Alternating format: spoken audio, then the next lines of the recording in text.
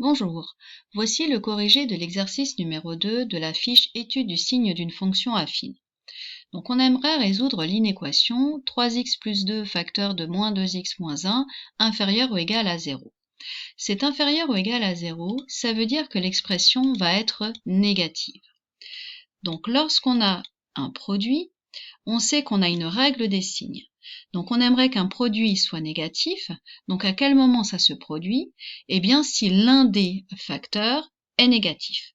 Donc le but ici, c'est de regarder à quel moment 3x plus 2 et moins 2x moins 1 sont positifs et négatifs. Donc on va regarder le signe de la fonction affine. F de x est égal à 3x plus 2. Et donc, pour trouver le signe de ces images-là, on va résoudre, par exemple, 3x plus 2 est supérieur ou égal à 0.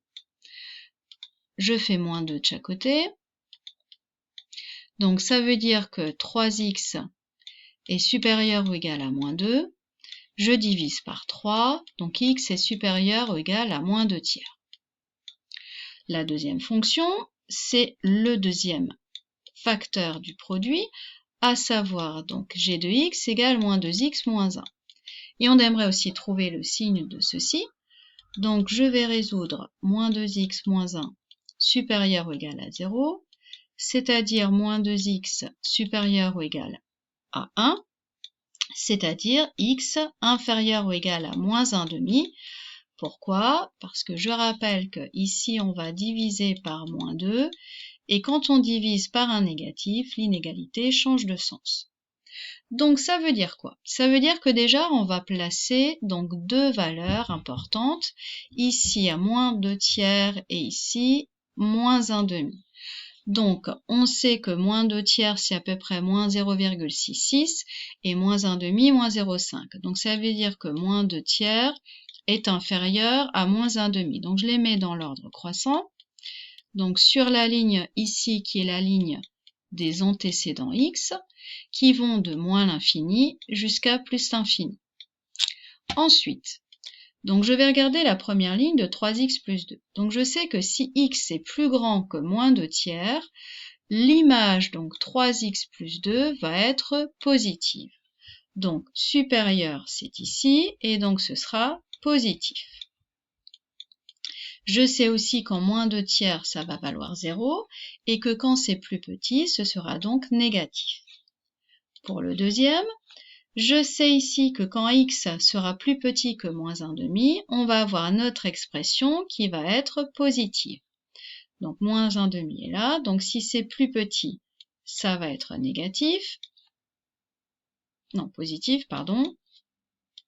Ça va s'annuler en moins 1 demi, et donc ça va être négatif quand x est plus grand que moins 1 demi. Et maintenant, je fais quoi? Eh bien, je fais la multiplication. Donc, j'utilise donc la règle des signes. Moins fois plus, ça va me donner quelque chose de négatif. 0 fois quelque chose, ça donne 0. Plus fois plus, ça donne plus. Quelque chose fois 0, ça donne 0. Et plus fois moins, ça donne moins.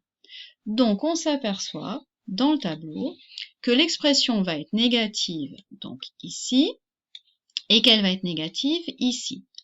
Et moi, ce qui m'intéresse, c'est de résoudre l'inéquation, c'est-à-dire de trouver les x.